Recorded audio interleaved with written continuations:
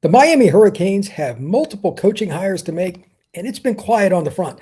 Does Alex Donno have some answers?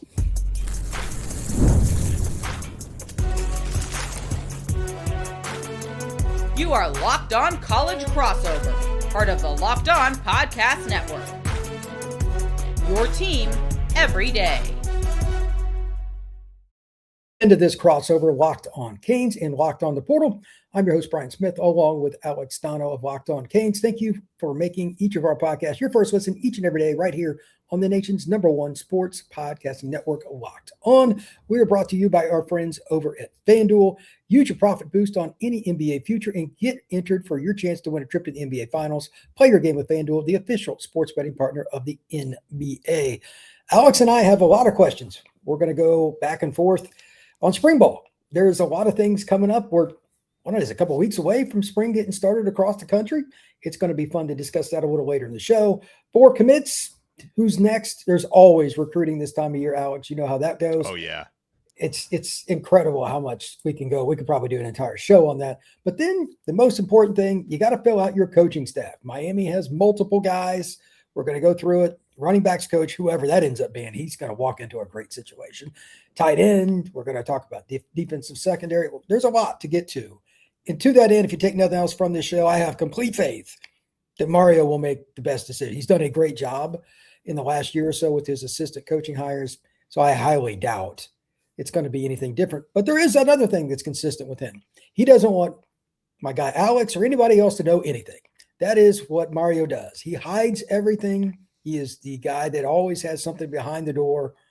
So, Alex, any insights, any thoughts, any directions, anything at all that you want to add? I think over the last couple of weeks with these assistant coach openings, I think we've learned more about who the non-candidates are versus who the actual candidates are. Because you talk about the secrecy that comes from Mario Cristobal coaching hires, and listen, as someone who covers the program, it makes my job more difficult, so I guess that's bad. But I'm also an alumnus and a fan of the program, and I actually appreciate the fact that Mario runs a very tight ship. Loose lips sinks ships, I think is the motto coming out of there. And Brian, we've even heard some urban legends about Mario Cristobal that, you know, if the legends are to be believed, sometimes he will even leak fake info around the building just so he can identify the leaks. So if you're close to that staff and you hear something, you know, hey, I better not talk to too many people about this because I might be identified as the rat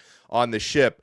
So an interesting thing happened, last week. And I would say out of the jobs that are open, tight ends coach, running backs coach, cornerbacks coach, probably the job that there's been the most chatter about is cornerbacks coach. Miami does have a returning DBs coach in Will Harris who focuses on the safeties, but Miami lost Zach Etheridge to the NFL, who was coaching the corners. And so late last week, a certain Miami focused Twitter account, he was trying to, break news a little prematurely. He was, maybe he was out for clout or he thought he knew something, and he sent out like a pretty definitive report. This was last Thursday or Friday, claiming that Patrick Surtain, who you obviously know very well, having been at Florida State, that Surtain was about to become the next DB's coach or the next corners coach at Miami. And a lot of people were running with that report. Well, a few hours later, it seemed like Miami leaked the info to some trusted people that this is false. You have to refute this. He's no longer a candidate for the job. So it looks like it's not going to be Surtain. My suspicion on who couple possibilities for the next cornerbacks coach, Miami does have somebody who's already on the staff that I believe they really like, and that's assistant DBs coach Terry Jefferson, who last season, he came over from Jacksonville State last year. He was actually a Miami staffer years ago, but when he came back over to Miami, he was primarily working with the nickel corners last year. And, Miami's starting nickel corner, Keontae Scott, was one of the top graded DBs in the entire country, had a phenomenal year, right? So I think Terry Jefferson rightfully should be celebrated for doing a great job with that specific position group last year. So I feel like Terry Jefferson probably is and should be a strong internal candidate. Again, we've heard some things about names that may not be in the search right now, like Patrick Surtain. A name that I think still could be alive is cornerbacks coach at Oregon, Rashad Wadood. That's a name that I've heard a few times. I know Gabby Urrutia at Inside the U has thrown his name out there a few times, so maybe that's somebody to look for at cornerbacks coach. Running backs coach opening, Matt Merritt left that job open. Like you mentioned, whoever takes that job is going to have a loaded room, right? A name we had heard a while back was who I don't think is going to be the guy. It was Darrell Sims, who's currently at Tennessee. Apparently, that's not going to be him. Benedict Hippolyte, who's currently on the FIU staff, is a name we've heard a little bit about. And then at tight ends coach, there were some rumblings a couple weeks ago that maybe a few of the targets at tight ends coach either got promotions elsewhere or decided not to come to Miami. I don't really know who's in the mix for tight ends coach, Brian, but I do know I'm very much an advocate for my friend Edwin Pata, who's the current offensive line coach at FIU and is a former Miami staffer and a former tight end himself. If it's in the cards for him, I would love to see him get that opportunity. But yeah, there's precious little actual hard information available on who these new assistant coaches are going to be. I would imagine we're going to definitely find out, or these jobs will definitely be filled, probably right before spring football starts, which for Miami is going to be a little bit later than most programs because of how deep and late the playoff run was. I don't think Miami's going to start spring ball till like around March 24th, something like that. That's smart, in my opinion. Yeah. So, we're looking at about a month away. I think the jobs will probably be filled and announced, before then. Well, that's a good thing. It gives them a little extra time. And more importantly, I know I heard this the year before, the Final Four teams, that's into January, man. The players need time off from beating up on each other. So yeah, January 19th was the last game Miami played, which is crazy. Yeah, it's just over a month ago. So having a little extra time off, probably a wise decision. So with that, I do have one question. Do you think there's any pressure on Mario to get any specific guy because he is an alum or somebody that coached there, or is it just get the best guy? Yeah, Mario's always a just get the best guy person. And he doesn't listen to the fans. I know every time one of these jobs comes open, people are like, well, yeah, you need a DB's coach, you better hire Ed Reed. You need a running backs coach, you better hire Willis McGahee or something. But I will say one thing. Clinton Portis is actually getting some running backs coach experience out there. Like, really? I'm just saying like that, and his son now plays for the team as an incoming freshman, Camden Portis. So it's like, if you were actually going to give that job to an alum, specifically Clinton Portis, you could probably do worse than that. But no, I don't think Mario feels any of that pressure. And I've seen it happen the last few years, Brian, whenever he's got to hire new assistant coaches, oftentimes he'll go with a name that's not necessarily popular with the fan base, and then people end up sort of eating their words and saying, hey, this guy's actually doing a really good job anyway. So, people are always going to try to create that pressure, and I'm sure he's got plenty of alums, sending in their resumes and texting him. But yeah, I don't think, if the right guy happens to be an alum, so be it. But I don't think he feels any pressure to do it that way. Well, there's nothing wrong with doing your due diligence, which that fits Mario Cristobal to a T. So with that, we are going to move on to recruiting. Alex has a lot of guys he wants to ask me about. I'm going to ask him about a few. That is next on this crossover, Locked on Canes and Locked on the Portal. Today's show is brought to you by our friends over at FanDuel. If you ever wanted to experience the NBA Finals live and in person, FanDuel is giving you the chance to turn that dream into reality with their NBA sweepstakes. Here's how it works. Use your profit boost on any NBA future, and you'll automatically be entered for a shot to win an NBA Finals trip for two. That's right. Two people, flights, the tickets, the entire experience with FanDuel. If you love the futures this time of year, and you could just pick conference champion, maybe you pick the NBA Finals champion, whatever it is, that's up to you. All you have to do is use your profit boost. So visit FanDuel.com to get started. Use your profit boost on any NBA future to get entered for your chance at the NBA Finals. Play your game with FanDuel, official sports betting partner of the NBA. We're also brought to you by our friends over at TurboTax, and it is definitely tax season. but don't let it take over your life. This year, TurboTax is making it easier than ever to just hand things off and move on with your day without all the stress. With TurboTax's full service, you can have your taxes done for you by a trusted local expert from start to finish without all the stress or the guesswork. The best part, it's a huge time saver and gives you real peace of mind knowing an expert is actually handling it. For a limited time, you can have your taxes done by a local expert for $150 all in. If a TurboTax expert didn't file for you last year, just file by the 28th of February. Take taxes off your plate and get back to your life. Visit turbotax.com/local to book your appointment with TurboTax today. Today's show is also a good moment to mention the Everydayer Club. Alex knows about this. I know about it. Down in the description below for both our shows.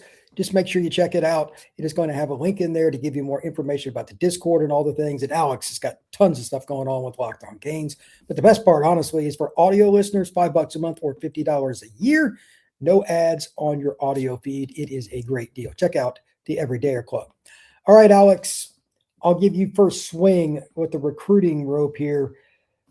Where do you want to go? Because Miami's got 4 commits. I think they're doing, again, Mario doing his due diligence, not just taking every commitment that wants to go to the U. After you go to the playoffs and make a deep run to the national title game, they probably have the phone ringing quite a bit, I'm sure. Where do you want to go with recruiting? Offense, defense, any particular player?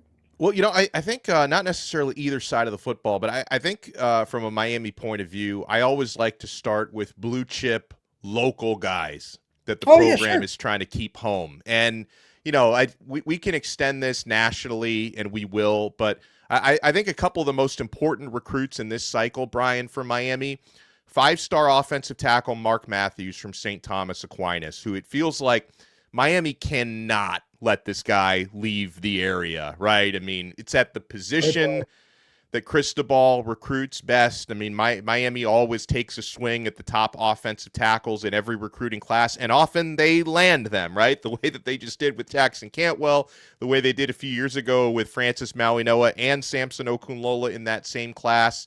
Mark Matthews is reportedly going to attend Mario Cristobal's annual pool party, which is like a big spring recruiting event. It's going to happen April 4th. I've every year I try to sneak into the pool party and security turns me away. Not literally, but I would love to. I would love to check that pool party out. Matthews is supposedly going to be there, reportedly going to be there, which is big. I'm not sure if 5-star wide receiver Nick Lennear from Carroll City will be at the pool party. He'll probably end up there. This is another, feels like a must-get for Miami, Brian. I mean, Nick Lennear, super talented guy, playmaker, really fast receiver. Sometimes Miami has missed on, top local type receivers, but Lennear is someone the Hurricanes have been out in front for, I think, for several months, but they're still yet to land the verbal commitment. So I think they're hoping to do that. So I guess let's start with the top blue chip local targets. What do you think? I don't think they're going to lose either one if I had to pick today. Yeah. Obviously, it's a long way off.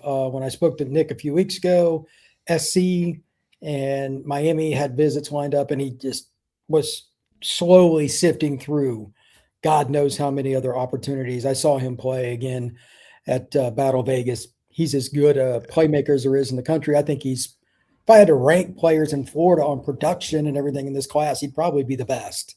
Matthews as a lineman. It's a little harder to grade, but those might be the 2 best players in Florida from a prospect perspective, especially if you take out the IMG guys. That makes it kind of murky. Yeah. But they're also both local. I mean, Nick lives in South Florida. Mark lives in South Florida. And they've done a great job of recruiting both of them. I've heard that they're the top team for both kids, but we are in February. So let's see how that goes. And if I had to pick one to leave, I don't even know which one it would be. I like Miami for both. So I'm sure that probably makes Miami fans happy. But right now, Miami's doing a great job, and they should. They've got a good staff, and they're coming off a great season. Why wouldn't they? Yeah, absolutely. All right. So player, I wanted to ask you about, because I haven't done a whole lot of research on this player really until this week. I start to see him come up in Miami conversations. Ascending quarterback prospect Will Mencl, who's a composite 4-star. He's out of Chandler, Arizona. I don't watch a whole lot of Arizona high school football, but this is a name I've heard before. And, Miami is becoming a trending program for Mencl. He is reportedly going to be attending that pool party on April 4th. It's going to be a little bit of a longer commute for him than Mark Matthews, who's got to, drive a few miles to the pool party. Mencl's going to be coming in from Arizona for this spring visit. So, with quarterbacks, most of my focus has been on, Neiman Lawrence, who's in the area, and a few other guys. But what about Will Mencl, Brian? Tell me about this guy. I actually did a portal podcast yesterday on the top quarterbacks, and I did a film review. I put up a post on him on X. This is a guy that does a lot of things off platform. He's really good when everything's around him. I don't know why, but he just seems to focus even better when things get hectic. That's a great trait. I like that. Yeah. Yeah. I mean, it's really odd, but he's the guy that'll dip it down. I'm not saying that he's a certain guy that was a Heisman first, all that kind of stuff. But he's in that vein. Athletically, he's pretty darn good. He can run RPO. He will make you pay if you dive down on the running back, and he's quarterback draw or just, I'm going to take off. All of those things.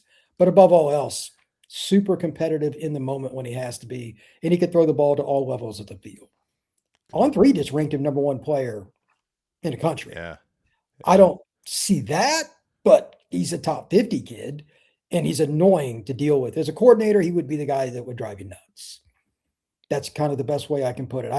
I don't know who to describe him as. He's a Trinidad, and that I don't think he's quite as athletic as Trinidad, but he's in that vein too. So if you can get a kid like that that's willing to come, by all means. And if he's coming to the pool party, that means Miami has a legitimate chance. Yeah, 100%. It's all right. So another 5-star player. This pool party is going to be you can see why I'm going to try to sneak into the pool party. It's going to be loaded with 5-star talent. So 5-star corner Joshua Dobson is reportedly going to be at the pool party. He's out of Huff High School in North Carolina.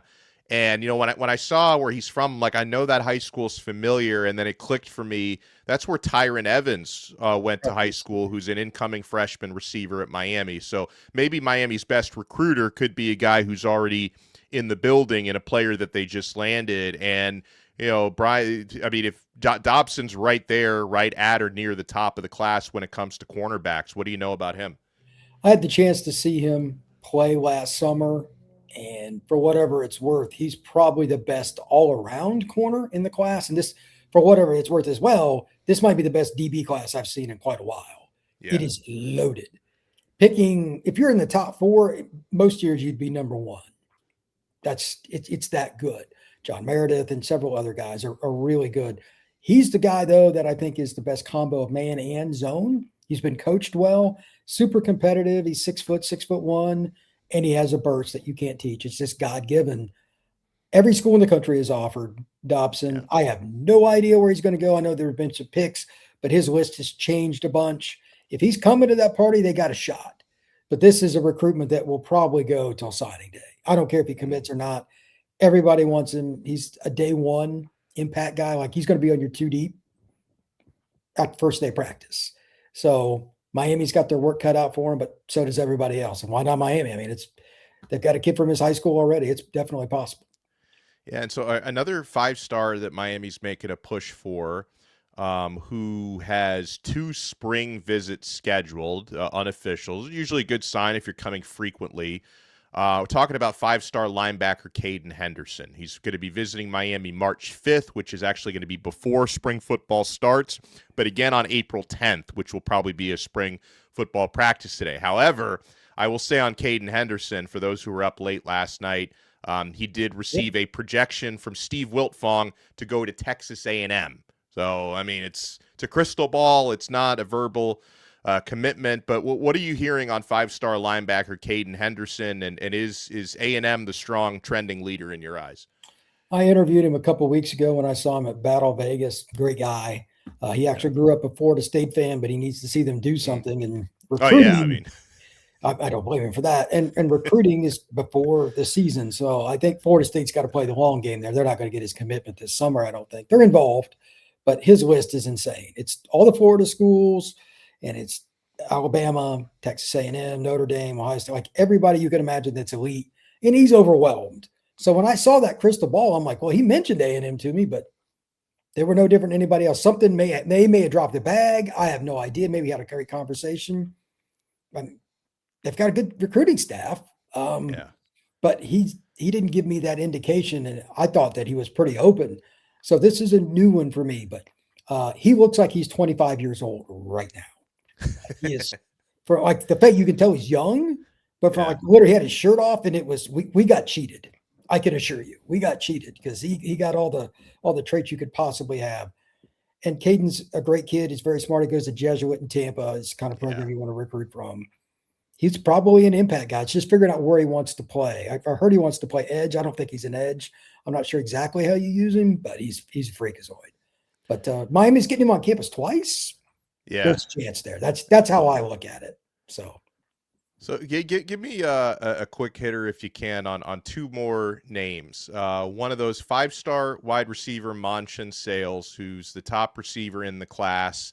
It looks like Alabama's been a trending leader for him, but he scheduled his official visits for the summer, and Miami gets an OV on June 19th, and that's the last OV on his schedule, which is, oftentimes to get the last word possibly before the verbal commitment is a good spot to be in with Sales, and also defensive end DJ Jacobs, who a lot of people thought in December he was about to commit to Miami. Surprisingly committed to Ohio State instead. That was right before, ironically, the Cotton Bowl where Miami beat Ohio State on the field. And Miami is still recruiting DJ Jacobs. So talk about a possible come from behind win on Manchin Sales if Miami can pull it off, and then a possible flip on DJ Jacobs.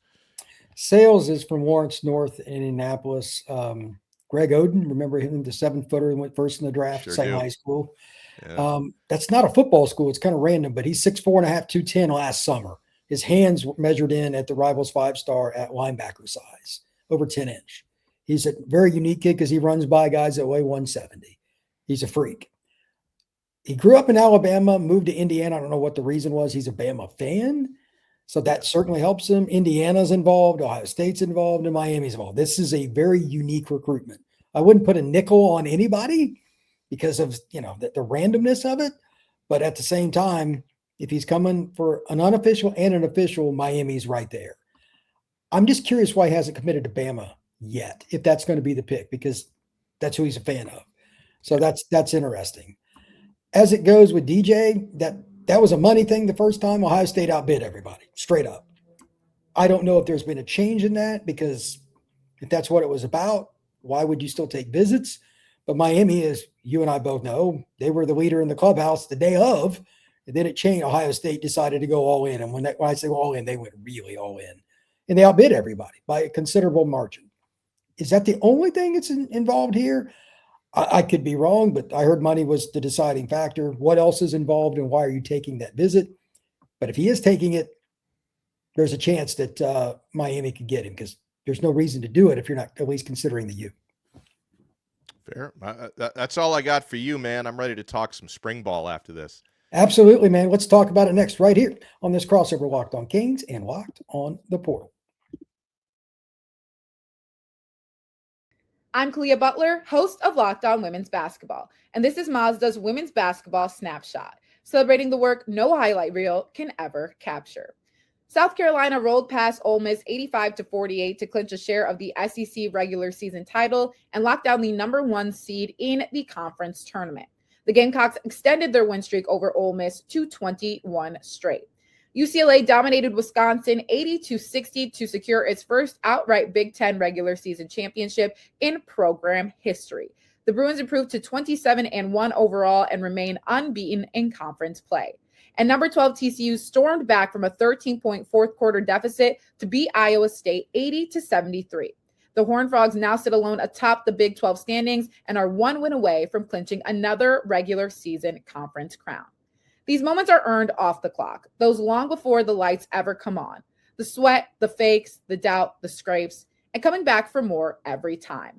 Mazda puts that same drive into every detail. Wins define the moment, putting in the work, that defines you.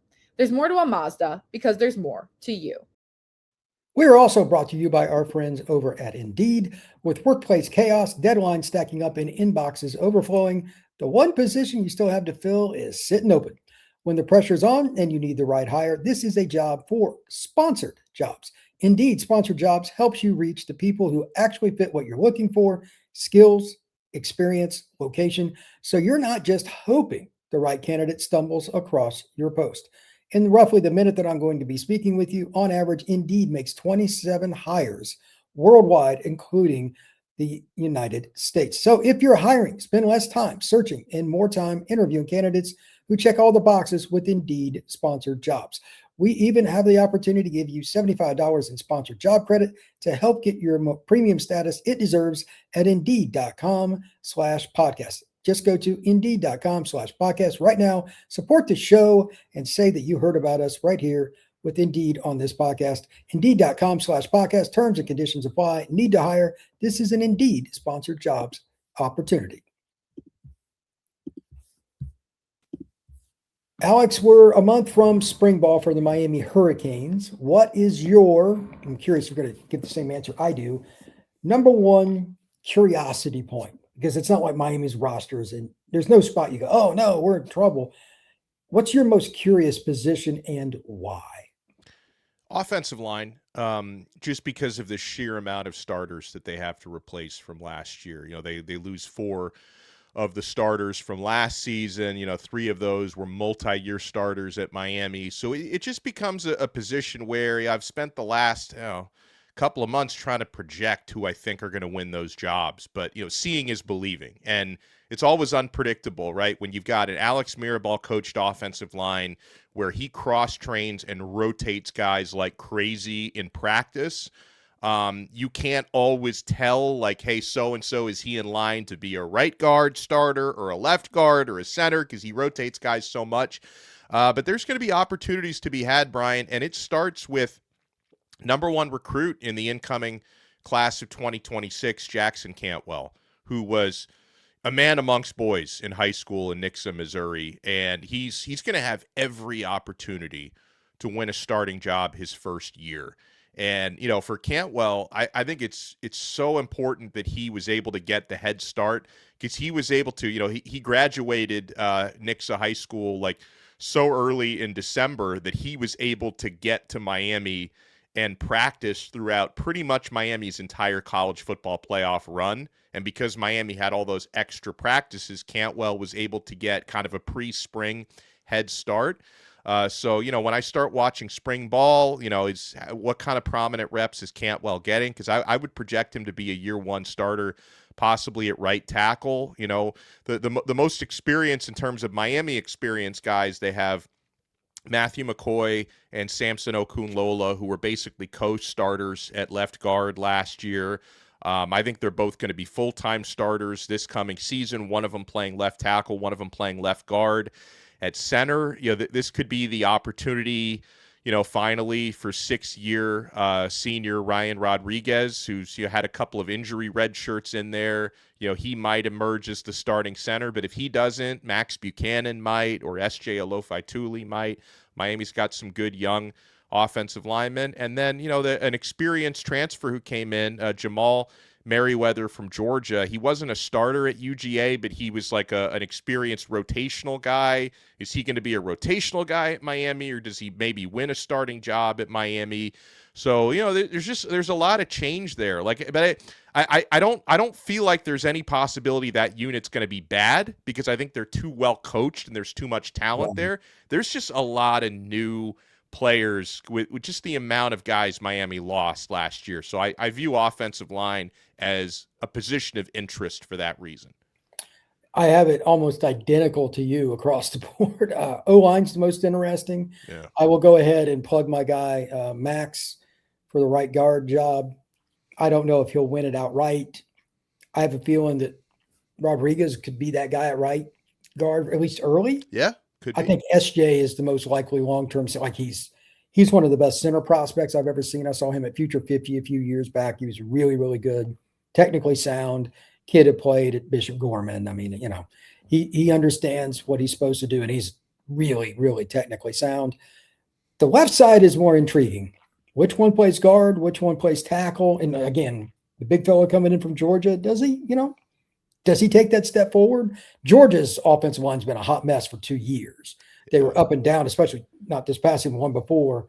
They improved some, but for the way they recruit, it still wasn't where it needed to be. So I don't know what's going on, but he was a highly touted kid. And, if you get him as your backup, that's a pretty good sign. And then obviously Cantwell, if he's not your starting right tackle, either he got hurt or something's gone wrong. Yeah. Because they really don't have the perfect candidate there. No. They really don't. So maybe one of those other young guys will step up. There's always a spring story like that, but we'll see. Secondary, my guy Bryce, he was really good in high school. Miami Columbus guy. I think he's got a chance at first team All-American status. He had, 6 picks last year? And he played. Yep, 6 Did picks. he even start a game until the play? Ooh, no, I don't. That's a great question. I don't believe he did. I think this all throughout Poyser and Jacoby Thomas. So he was a heavy rotation guy who still hauled in 6 INTs. Yeah, that's what I mean. I'm going to look this up while we're sitting here, but I don't know if you had a guy in college football last year that per snap had a higher interception rate. That's a really good statistic to have on your side. Yeah. So, we knew he was going to be good. All the Florida schools wanted him. So that puts it in perspective. But at the same time, Miami, how many other guys do you feel comfortable with in that secondary? Start Day, like Dylan Day's a player that I really loved out of high school. What do you think? Yeah, so you got a couple staples that are back at cover corner, which is big to have OJ Frederic and Xavier Lucas back. Damari Brown, who always plays really well at corner, he's just hurt all the time. So it's like he needs to stay healthy for a full year. Ethan O'Connor, who was one of the top backups, is back there. Zechariah Poyser is back at safety, which is big. Miami loses Jacoby Thomas and they lose Keontae Scott, which are the 2 most notable losses. From what I've seen, I'm a fan of Omar Thornton, who Miami brings in from Boston College. Like, he was one of the few bright spots on a really bad BC team last year, but he's a hitter, and I know the staff loves his physicality. So I think Omar Thornton is going to end up possibly being the new nickel starter, taking over hopefully where Keontae Scott left off last year. And, there's some young players in the secondary. Obviously, Bryce Fitzgerald, he's a second-year guy. I don't even think of him as a young player because he's so mature and such a solid guy. But Dylan Day is another one, and Jabari Antoine is another young player in the secondary who got some burn later on in the year. Miami's got some dudes in the defensive backfield. It's pretty deep overall, but I think the big question is, can you find a nickel who's as consistent as Keontae Scott was, and how do you replace Jacoby Thomas, who was just such an important guy at strong safety last year? I agree. For the record, 445 snaps for Bryce. He had an 81.8 PFF grade for coverage as a freshman. Wow. That is really, really good. It's hard to get over an 80 grade as a senior. So to do it as a freshman, and he didn't play 50 snaps, he played over 400. That's really impressive. Last thing, linebacker starters will be who do you think, and what do you think that's going to look like? Yeah, so there's Mohamed Toure, who's back for his 8th year. You can write him in permanent marker, I think, to be the Mike linebacker starter. I don't think there's any question there. In terms of Will linebacker, I think it's either going to be Kamal Bonner or Chase Smith.